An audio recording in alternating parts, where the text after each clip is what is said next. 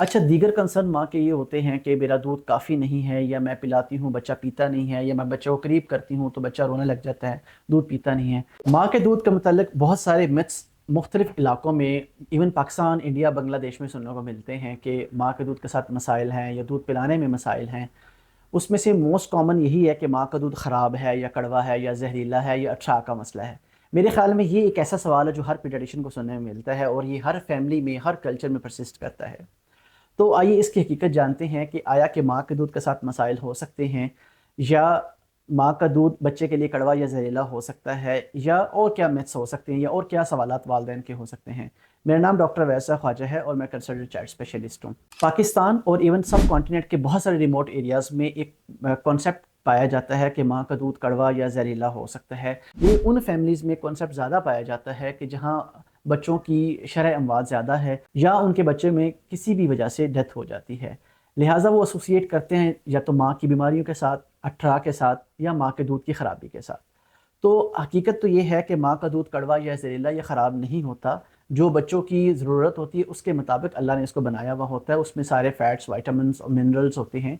एक बैलेंस तरीके के साथ बच्चे को जो पहले 6 महीने के लिए नशोनुमा के लिए चीज़ें चाहिए होती हैं, वो सारा कुछ इसमें मौजूद होता है। इसमें बहुत सारे ऐसे अज्जा पाए जाते हैं जो बच्चों के लिए बहुत सारी एंटीबायोटिक और वैक्सीन का किरदार अदा करते हैं, और बच्चों को बहुत सारी बीमारियों से और एलर्जी से बचाते हैं। हमारे देहातों में क्या करते हैं कि माँ का दूध निकाल कर उसके लेबॉरेटरी टेस्ट भी करवाते हैं, और उसमें कीड़ा डाल के कीड़ा टेस्ट भी करते रहते हैं, और आखिर कीड़ा मर जाता है और उनका ख्याल ही होता है कि माँ का दूध कड़वा या जहरीला या ख़राब है, लिहाजा अपन बच्चों को वो नहीं देते और गाय भैंस का दूध लगा देते हैं। तो क्या होता है कि ऐसे माँओं के दूध बच्चों को दिए नहीं जाते, और बच्चों में और तरह की बीमारियाँ जो कि मुख्तलिफ वाइटामिन या मिनरल्स की डेफिशिएंसीज के साथ, इवन इन्फेक्शन के साथ, एलर्जीज के साथ, तो उनके बच्चे दीगर बीमारियों के साथ चाइल्ड स्पेशलिस्ट डॉक्टर्स के पास जाकर हॉस्पिटलाइज हो जाते हैं। लिहाजा अगर ऐसी कोई कंडीशन नहीं है कि जिसमें वाक़यातन ही माँ का दूध बच्चे को मना किया गया है, इसके अलावा बच्चे को हर सूरत माँ का दूध मिलना चाहिए। अच्छा, दीगर कंसर्न माँ के ये होते हैं कि मेरा दूध काफ़ी नहीं है, या मैं पिलाती हूँ बच्चा पीता नहीं है, या मैं बच्चे को करीब करती हूँ तो बच्चा रोने लग जाता है, दूध पीता नहीं है। पहली बात तो ये है कि आप बच्चे को जितना करीब करेंगी, जितना बच्चा आपके साथ अटैच होगा, जितना बच्चा एफर्ट करेगा या आप जितनी एफर्ट करेंगी, तो ऑक्सीटोसिन और प्रोलैक्टिन दो हार्मोन हैं जो टच एंड स्टिमुलेशन के ज़रिए से पैदा होते हैं, या माँ के साथ लगाने की वजह से ये हार्मोन्स रिलीज़ होते हैं। तो माँ को दूध प्रोड्यूस होता है, पैदा होता है। अगर लैच ऑन या अटैच करने की टेक्निक माँ की ठीक है, तो दूध पिलाने में कोई मसला या दिक्कत नहीं होता।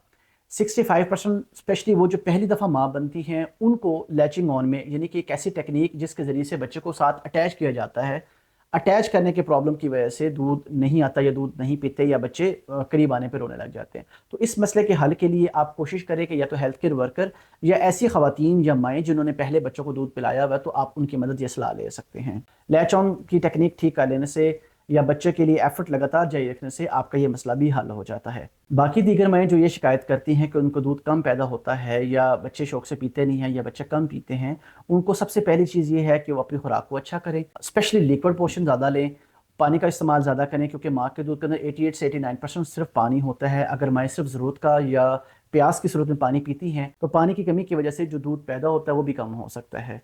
लिहाजा माँ को अपनी ज़रूरत से ज़्यादा पानी इस्तेमाल करना चाहिए। पानी की एक बोतल या एक जग बना लें, तो आप चलते फिरते आप कोशिश करें कि वो पानी की बोतल साथ लेके चलें और पानी पीती रहें एक एक घूंट करके। तो इसके लिए बच्चे के लिए दूध काफ़ी पैदा होता रहता है। इसके अलावा माँ को अपनी खुराक को डबल बेहतर करना है, एक अपने लिए और एक बच्चे के लिए।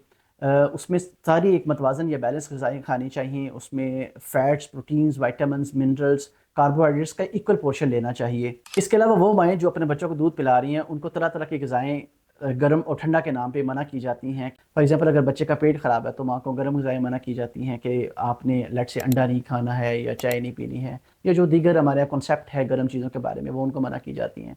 इसी तरह अगर बच्चे को ज़ुकाम है या ठंड लगी है, तो माँ को ठंडी चीज़ें जिनका असर या तासीर ठंडी है, उनको वो मना किए जाते हैं। तो हकीकतन इसका ताल्लुक माँ की ग़िज़ा के साथ नहीं है।